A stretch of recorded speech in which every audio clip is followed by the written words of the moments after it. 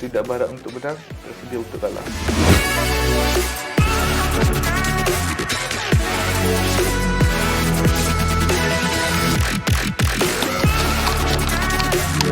Dia simple, asal mantul.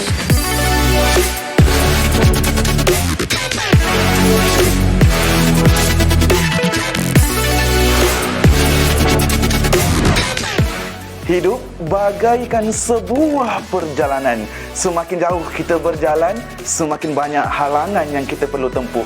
Keimanan, kesabaran menjadi penentu untuk kita terus maju ke depan.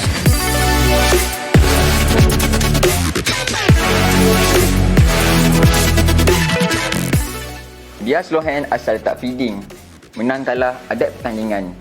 Kita masuk enemy auto merinding. Dengan izin Allah, pasti tiada halangan.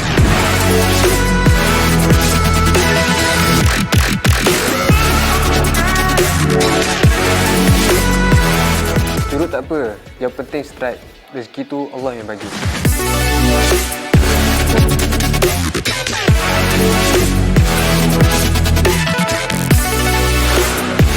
Kata-kata bukan mister, tapi azimat.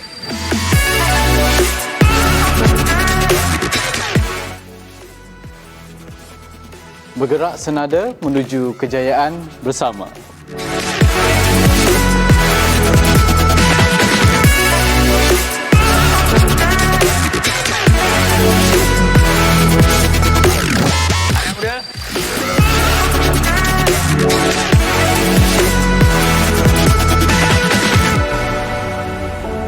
Alamak, mantap Syekh. Bismillahirrahmanirrahim. Alhamdulillahirabbil wassalatu wassalamu ala asyrafil anbiya'i wal mursalin sayyidina Muhammadin wa ala alihi wa sahbihi ajma'in. Rabbi shrah li sadri wa yassir li amri wahlul 'uqdatam min lisani yafqahu qawli. Amin. Assalamualaikum warahmatullahi wabarakatuh dan selamat tengah hari. Saya ucapkan untuk kesemua viewer kita pada hari ini. Baiklah, hari ini kita akan membincangkan berkenaan dengan tajuk Travelog 6 bulan di bumi Jerman. Dengan panel jemputan kita yang merupakan peserta program pertukaran ke Jerman dan merupakan graduan Universiti Tenaga Nasional iaitu Saudara Adib. Jadi sebelum itu kita berkenalan terlebih dahulu dengan panel kita. Okey. Boleh? Assalamualaikum Saudara Adib. Okey, Waalaikumsalam warahmatullahi. Sihat kan Fahmi? Alhamdulillah sihat. Okey, jadi live di mana tu? Sekarang ni saya ada dekat Perak ah. Bukit Gantang, Perak. Okey. Jadi sebelum kita mula lah. Kita nak okey macam mana? Dah balik Malaysia. Dah balik Malaysia dah.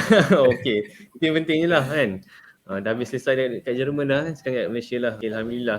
Okey, baik. Jadi sebelum kita nak kita mulakan kita punya sembang santai pada hari ini, kita nak berkenalan lah lebih lanjut berkenaan dengan latar belakang pendidikan dan juga if let's say dah kerja ke sekarang, boleh ceritakan juga, dan sedikit pengalaman ataupun macam mana boleh kata terlibat ataupun menyertai program pertukaran pelajar di bumi Jerman ni. Silakan.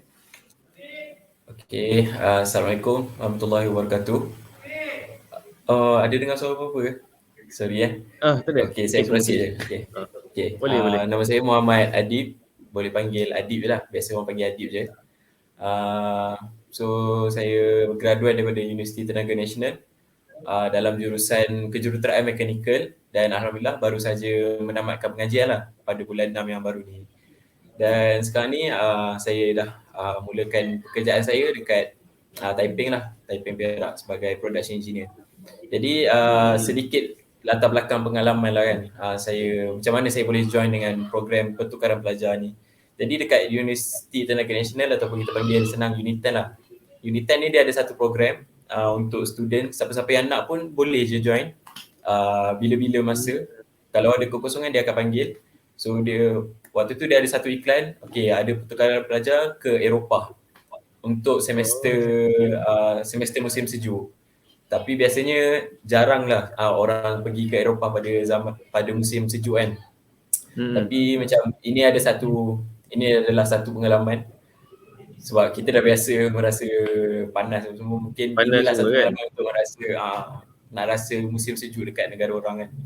So macam tu lah, saya mula join program ni, dia nama under 360 JEM, Global Exchange Mobility. So saya pergi ke sana, semestinya memerlukan bajet kan. Tapi bajet tu alhamdulillah saya dapat daripada tajaan Yayasan Tenaga Nasional lah. So pada bulan Oktober 2019, kami semua berangkat ke bumi Eropah dan pulang semula ke Malaysia pada Februari 2020. Betul-betul sebelum pandemik bermula lah macam tu lah. So kita orang balik tu terus lockdown macam tu. So tu je lah kot untuk sedikit pengenalan macam tu. If let's say lambat balik sikit, kemungkinan tersangkut lah dekat Eropah tu. Yes, waktu kita orang dalam flight tu pun kita orang dah tengok update Malaysia kan. Waktu kita orang sampai dekat Malaysia tu, dia macam ada satu kes, yang first case tu, yang kes dekat Sungai Buloh. Kes daripada turis China kan. Kita betul. orang sampai kita tengok, oh lah dah ada kes. Ingatkan balik Malaysia dah selamat dah. Rupanya dah ada kes. So balik-balik tu terus lockdown. Alhamdulillah lah, sempatlah merasa berjalan-jalan jap sebelum pandemik COVID-19 tu bermula merebak dekat seluruh dunia. Faham. Kira timing tu just nice lah. Kalau tak Just orang nice kata dah bermukim lah kat sana kan. Macam tu lah. Tapi yang pentingnya ni lah YTN lah. If let's say korang sangkut kan. Yayasan Tenaga Nasional akan penimbala lah. Alamak, macam mana nak tadi budak ni. Kita orang terima kasih confirm happy kan. Dia happy je. Okey, baik. Jadi terima kasih atas introduksi tadi. So kita tahu Saudara Adik merupakan pelajar Universiti Tenaga Nasional Unit 10 dan dia ke sana dengan tajaan Yayasan Tenaga Nasional. Sekiranya anda ada berminat untuk kita menyertai program ini, bolehlah kata Google search, insya-Allah akan ada di universiti anda. Baik, untuk yang soalan yang seterusnya kita nak dengar daripada Adib. Kata since kita ni orang Malaysia ni tak ramai yang pernah ke Europe. Jadi apa kata perbezaan suasana di Europe dengan di Malaysia? Boleh ceritakan sedikit? Silakan. Okey, saya rasa ramai je yang pernah ke Eropah kan. Cuma saya antara yang diberikan rezeki lah untuk ke Eropah untuk sambung belajar. Walaupun 6 bulan, tapi alhamdulillah ada rezeki tu. Jadi kepada persoalan tu, apa perbezaan kan antara Malaysia dengan Eropah? Dari segi, saya bagi dari segi pembelajaran lah kot yang pertamanya kan. Sebab saya pergi ke sana pun sebagai pelajar program pertukaran.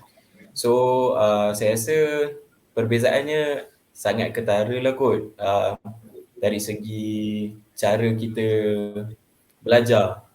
Sebab dekat sana lecturer dia macam betul-betul expert lah dalam bidang tu kan. Contoh saya ambil belajar machine tools. Maksudnya kita belajar pasal machine tu, tools apa yang ada untuk certain proses apa, nak potong besi ataupun nak buat shape dekat besi tu.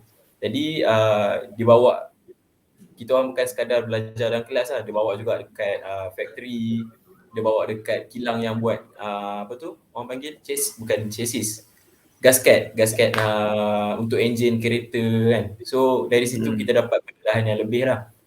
Dan bukan kita semata-mata faham apa yang teori diajar dalam kelas, tapi kita juga faham macam mana dia diaplikasikan dalam sektor industri.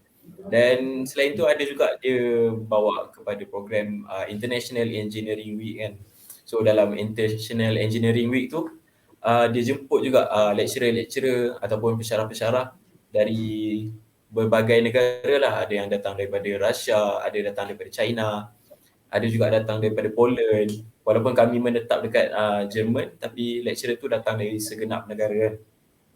So dari situ kita boleh belajar teknologi yang ada lah daripada negara lain, negara luar. Maksudnya of course dia akan jadi expert dalam bidang dia tu, tapi dekat negara dia. So dia macam ada sesi satu pertukaran lah. Macam mana? Pertukaran idea ataupun percambahan idea daripada adanya lawatan-lawatan daripada pensyarah luar negara. So saya rasa itu sangat apa yang menjadi perbezaan lah. Dan maybe dia ada juga perbezaan kan daripada segi cara kita bergaul dengan kawan-kawan kita. Sebab mostly program ni dia bukan jemput. Program ni student dia datang daripada seluruh dunia lah kan. Ada Brazil, ada Filipina, ada Korea, ada Spain, Mexico. So setiap negara tu kita boleh nampak macam mana perangai dia dan macam mana kita nak adapt dengan diorang. Macam mana kita nak berkawan dengan diorang. So, maybe saya boleh bagi contoh lah. Contoh macam kita dengan Brazil. So, saya rasa Brazil dia ada dekat equator kan. Kan kalau dalam bumi dia ada apa tu, garisan khatulistiwa. So, dia macam Malaysia pun dekat garisan khatulistiwa. Dan saya kalau tak silap saya, Brazil pun lebih kurang lah macam tu lah kan. So dia punya cara bergurau tu pun lebih kurang sama lah. Macam suka membahan antara satu sama lain dan without any hard feelings kan. Sebab kalau kita macam mana kalau kita bahan orang Eropah, dia macam akan rasa sikit dia terasa hati kan. Tapi kalau macam kita dengan orang Brazil, tak ada masalah pun. So boleh je cakap macam tu. So kita kena pandai adapt lah dari semasa ke semasa. So mungkin tu lah. Walaupun berbeza puluh ribu kilometer pun, tapi nampak sebabkan kita sama kan, garisan khatulistiwa tu. Orang kata dari kulit sendiri kan, orang Brazil sendiri kulit macam kita kan, sawo matang betul? Lebih kurang macam tu lah. Dia sama so, kita terasa macam cakap dengan orang Malaysia tapi berbahasa lain lah macam tu lah ibaratnya. Boleh lah. cara bergaul tu lebih kurang sama. Saya rasa, saya tak pasti Brazil tu khatulistiwa ataupun tak, tapi saya rasa dia punya macam ni orang kata vibe dia sama lah, boleh masuk. Kita tahu insyaAllah. Okey, baik. Jadi sekiranya kata viewer kita pada hari ini kita berminat untuk tahu lebih lanjut bagaimana keadaan di luar negara ataupun soalan spesifik macam mana barang harga kat sana. Barang kat sana senang tak cari barang halal dan sebagainya kan. Bolehlah komen di ruang komen FB. Dan sekiranya anda pada hari ini sedang menonton, bolehlah kita typekan hadir untuk kita nak menunjukkan anda bersama-sama kami pada hari ini bagi kita mengupas ataupun membincang tajuk berkenaan Travelog 6 bulan di bumi Jerman yang akan disampaikan sendiri oleh peserta program pertukaran pelajar di bumi Jerman. Jadi ini satu pengalaman yang sungguh menarik dan tak semua orang dapat.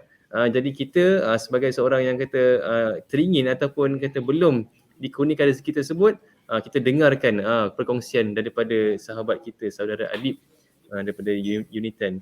Okey, baik.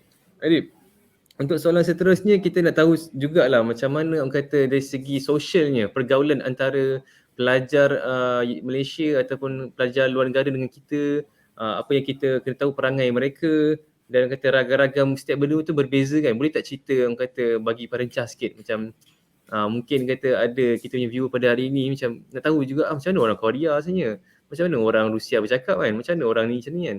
So kalau Adib ada pengalaman kita menghadapi ataupun ada kawan-kawan yang dah buat kawan dengan negara luar, bolehlah ceritakan dengan kami semua insya-Allah. Okay, so soalan tu berkenaan dengan cara kita bergaul ataupun ragam-ragam orang kan daripada benua-benua yang lain ataupun negara-negara lain. So highlight dia dekat sini adalah Malaysia adalah satu negara yang diserangi oleh semua negara lah. Macam tu. Kita boleh berbangga sebagai rakyat Malaysia. Sebab kalau kita pergi ke luar negara dan lecturer tu tanya where are you from kan, datang daripada negara mana, once kita cakap Malaysia, dia memang macam wah, student Malaysia. Dia orang sangat suka dengan student Malaysia sebab yalah kita ada sifat sopan santun, ramah mesra dengan orang, tak seperti student daripada negara lain lah macam tu. Okay, itu dari segi kita dengan lecturer. Dan kalau kita dengan kawan-kawan pula daripada negara luar, pun sama juga, kita mudah bergaul dengan kawan-kawan yang daripada negara luar. Dan apa yang saya perasan, satu perkara yang kita boleh buat untuk rapatkan ataupun kita dapatkan kawan adalah dengan buat makan-makan lah kan. So sebab semua orang akan suka makan, so kita akan buat mungkin dalam seminggu tu 2 kali ataupun 3 kali kita jemput kawan-kawan kita daripada negara lain kan. Kita jemput lah, dia orang masak makanan dia orang, kita masak makanan kita. So kita buat potluck lah dekat situ. Ada potluck situ lah. Dari situ kita boleh rasa kita boleh rasa makanan-makanan. Contoh kita boleh rasa makanan Mexico, kita boleh rasa masakan Spain ataupun Tunisia. Tapi kena pastikan dia orang masak tu benda yang halal lah. Dan once dia orang tahu kita ni daripada Malaysia, dia orang pun aware juga kan nak masak benda-benda yang halal. Dan peralatan masakan tu pun dia orang pun minta kita sediakan sebab yalah benda nak masak makanan halal. So kita kita kena bagi tahu lah keadaan kita. Cuma tak menjadi satu perkara yang mengejutkan lah. Sebab ada je certain orang, macam mana orang Islam kan daripada negara luar, bukan dari Malaysia lah, negara luar, yang mungkin mazhab dia membenarkan ataupun dia buat ijtihad sendiri ke kan, dia buat fatwa sendiri ke, saya pun tak tahulah. Cuma dia kata boleh minum bir kan. So pada mulanya agak terkejut, tapi itulah norma kehidupan manusia. Ada yang minum, ada yang tak minum. So itu terpulang pada masing-masing lah. Maksudnya Itulah daripada orang kata apa tu, kita dengan orang luar pun kita terasa perbezaan dia. Mungkin dengan orang Islam di luar sana pun kita ada terasa perbezaan juga kan. Kata Islam tu kata di seluruh dunia kan. Kadang ada yang kata berpendapat lain. Kita nampak kadang ada orang Islam yang membeli anjing di luar negara kan. Jadi benda tu tersebut tak pelik di luar sana. Tapi kita di Malaysia agak kata janggal sedikit lah sebab jarang berlaku di Malaysia kan. Jadi benda-benda tu yang kita kalau tak dapat nak overcome tu, dia akan jadi macam culture shock lah kan. Betul. Dia culture shock, so kita kena jaga diri kita sendiri lah. Kita tahu apa yang kita buat dan jangan mudah terpedaya lah kan. Kalau dia orang nak enjoy, just enjoy dengan dia orang, tapi kita jaga batas-batas kita. Jaga batas, insyaAllah. Jadi cakap berkenaan dengan orang kata culture shock tu, itu merupakan salah satu cabaran sekiranya anda berada di luar negara. Kata tak kisah untuk kata bercuti ataupun menyambung pelajaran dan sebagainya. Jadi culture shock itu mungkin akan menjadi satu cabaran untuk pelajar-pelajar Malaysia ataupun orang Malaysia bila keluar negara. Jadi Adib boleh kongsikan apakah cabaran yang dihadapi di luar negara dan bagaimana Adib sendiri dapat overcome cabaran-cabaran yang dihadapi di sana. Silakan. Okay. So berkenaan dengan cabaran, mungkin saya boleh relate sikit lah dengan tajuk kita pada pagi ni, iaitu travel log kan. So walaupun saya pergi ke sana atas tiket sebagai pertukaran pelajar, tapi inilah masanya untuk kami semua explore kan, ambil pergi ke seluruh benua Eropah tu dan cuba dapatkan pengalaman sebanyak mungkin lah. Jadi tidaklah kami terperuk sahaja dekat dalam universiti tu kan, semata-mata untuk belajar. So biasanya kami akan mula keluar daripada universiti pada hari Khamis sampai hari Ahad lah untuk travel kan. So kita orang pergi banyak-banyak negara lah. Pergi ke Spain, pergi ke Morocco, pergi ke mana lagi? Poland, Croatia. So sudah pasti dalam perjalanan tu banyak sangat cabarannya kan. So antara cabarannya adalah nak menunggu cara kita merancang perjalanan kita tu lah supaya tak delay bus, tak tertinggal bus. Sebab kebiasaannya kita orang ambil sebagai student, kita orang travel tak ada travel yang kaya kan. So kita orang plan mencari perjalanan yang paling murah sekali lah. So biasanya perjalanan yang murah ni adalah yang lompat bas lah. So daripada satu tempat turun kat situ, lepas tu satu tempat ke tempat lain. So dia banyak tukar-tukar bas. So cabarannya nak merancang tu, nak merancang perjalanan sebagai perjalanan travel tu lah supaya everything boleh jalan dengan lancar kan. Dan lagi satu cabarannya adalah bahasa lah kot kan. Sebab kita pergi negara, ada negara yang tak boleh cakap Inggeris ataupun susah lah kita nak communicate dengan orang kan. So dari situ kita kena belajar lah, bukan belajar bahasa pun, belajar bahasa, cara nak menyampaikan maklumat. Contoh kita nak tanya kan, kita tak boleh cakap bahasa dia orang. Basic conversation lah. Yes. Macam kadang-kadang kita tak boleh nak cakap bahasa dia orang, kita cakap je bahasa Inggeris tapi dia akan balas dalam bahasa dia dan kita kena faham sendiri lah.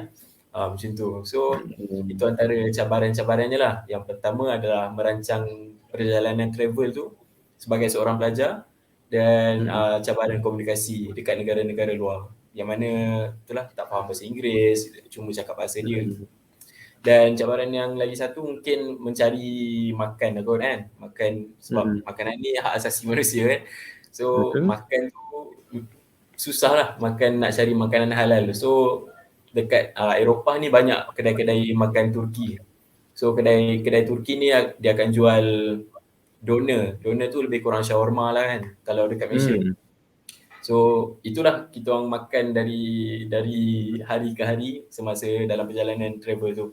Tapi ada juga yang doner tu dijual terlalu mahal dan kita orang tak mampu. So kita orang beli je lah roti ataupun masak sendiri, masak nasi kan. Tentu nak mencari ayam yang halal pun satu masalah juga. Tapi semua tu alhamdulillah lah kita boleh tempuh.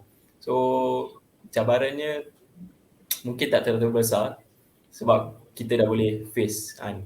So itulah kot cabaran-cabaran utama waktu travel ataupun travel dekat Jerman. Okey, baik. Terima kasih Saudara Adib atas perkongsian berkenaan dengan pengalaman menghadapi cabaran di luar sana. Jadi kita nampak di sini yang paling awalnya ialah asasnya berkenaan dengan ekonomi, duit sendirilah. Sebab kita tahu kat sana currency dia berbeza. Kalau kita duit Malaysia bila convert ke sana kecil jadi kan. Jadi yang kata terbatas sedikit, nak bergerak ke nak shopping malahan lagi pun susah. Kata dapat nak travel pun kira okey dah lah kan. Dapat makan asas-asas pun dia kata alhamdulillah lah kan. Sebab kata kita faham kat sana kan currency dia pakai euro betul tak? Betul. Euro tu mahal lah juga kan. Memang mahal lah. Berapa Adib €1 RM7 Waktu kita orang pergi tu €1 RM5.6 kot.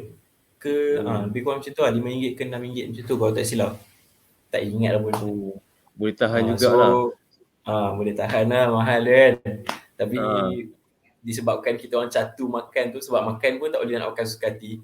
Makan kena makan halal. So mungkin jimat dari segi perbelanjaan dekat makan tu, so kita orang boleh travel banyak negara lah macam tu. If let's say lah kita nak bagi gambaran kepada viewer kita, berapa harga tiket kalau naik bas yang pertama ataupun yang dan kedua, berapa harga roti yang paling asas kat sana? Boleh cerita tak? Roti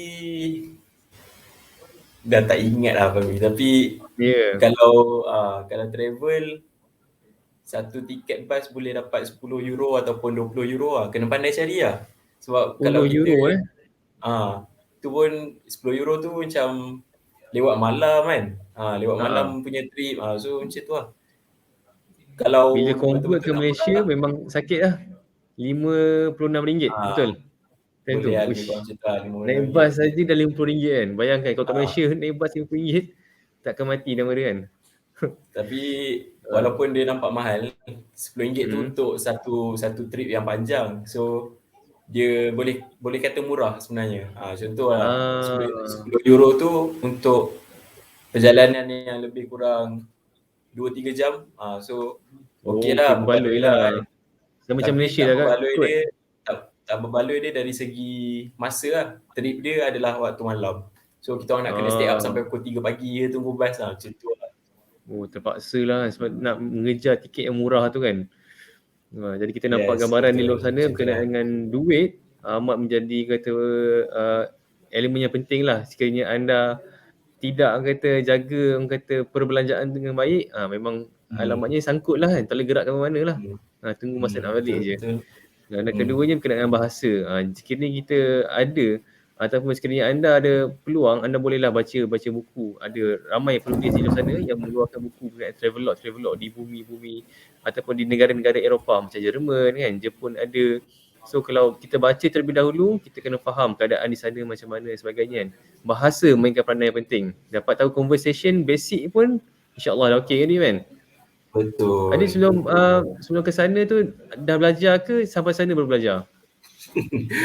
Kalau sebelum pergi tu adalah belajar sikit kan. Tapi yalah kita belajar pun bukan dalam secara rasmi. So tak ingat sangat lah apa yang kita belajar tu kan. Sebab tengok video ataupun guna apps dekat telefon. Tapi saya rasa pembelajaran yang lebih baik adalah street learning lah kot kan. Kita pergi kedai, dia akan cuba cakap. Contohnya satu tu apa, dua tu apa, ataupun benda ni apa. So saya rasa pembelajaran bahasa ni street learning is the best way lah kot.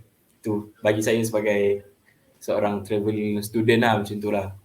Tapi kalau betul-betul nak belajar dekat sana, memang kena faham lah bahasa diorang kan. Tapi sebab kita pergi ni sementara je untuk 6 bulan, so tak payah belajar sangat lah. Nanti belajar sendiri lah macam tu. Cuba cakap sikit bahasa sana. Bahasa Jerman lah. Boleh tak? Bahasa Jerman lah. Selamat pagi ke apa khabar ke ada tahu? Ingat tak? Okay, kalau Jerman ni satu benda yang menarik tentang dia orang suka tegur orang lah kan. So kalau jumpa kat tepi jalan je, Morgen ataupun kalau kita beli barang ke Dankeschön kan. Morgen tu selamat pagi kan. Walaupun orang tu kita tak kenal pun. Tapi lalu kat sebelah dia mesti Morgen. So dia suka greet orang.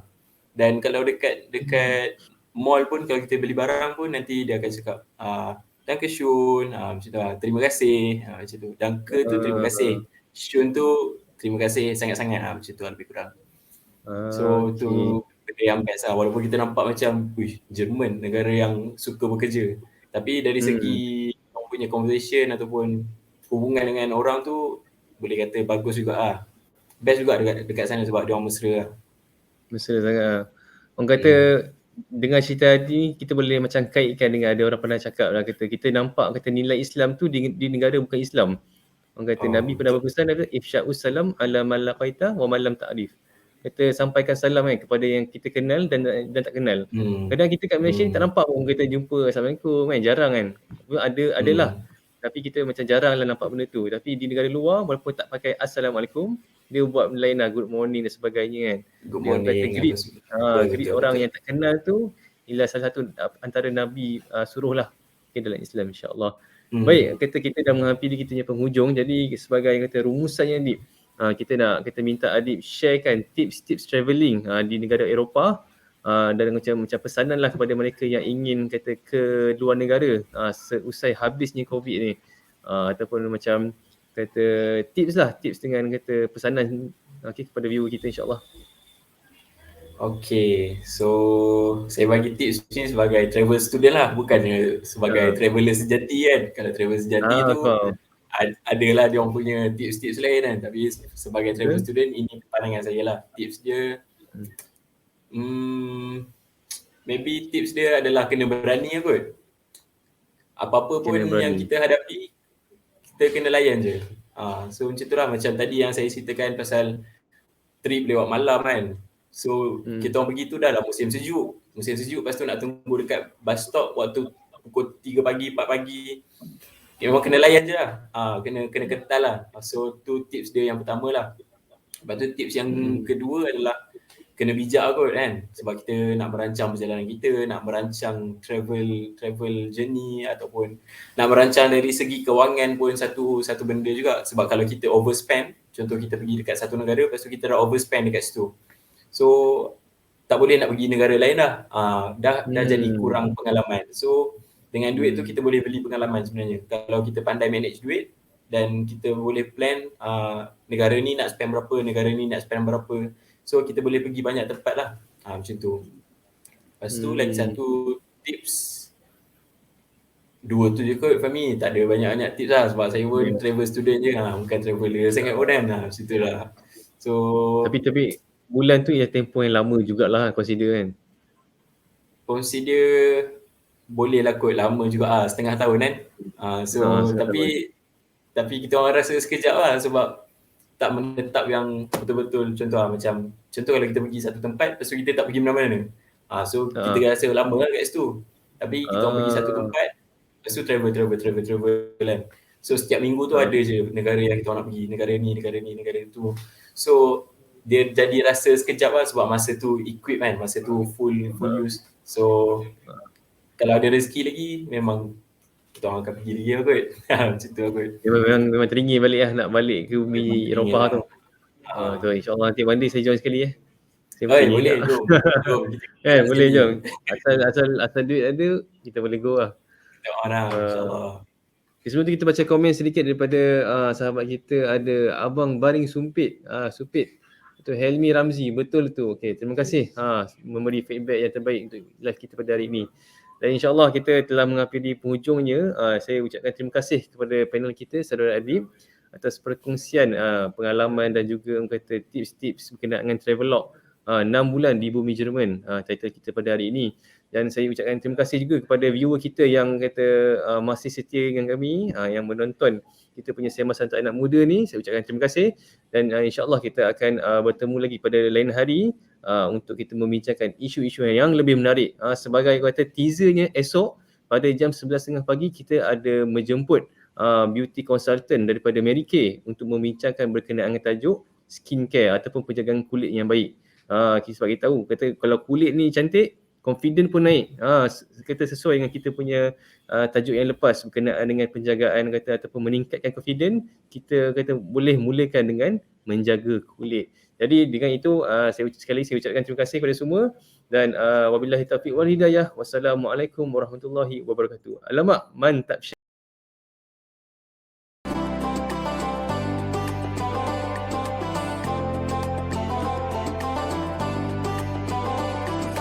Terima kasih kepada tim Sayang Al-Quran. Terima kasih kepada NGO Sayang Al-Quran. Terima kasih kepada Sayang Al-Quran. Terima kasih kepada Pertumbuhan Sayang Al-Quran. Terima kasih Sayang Al-Quran. Terima kasihlah kepada Pertumbuhan Sayang Al-Quran. Terima kasih. Terima kasih kerana memberikan Al-Quran.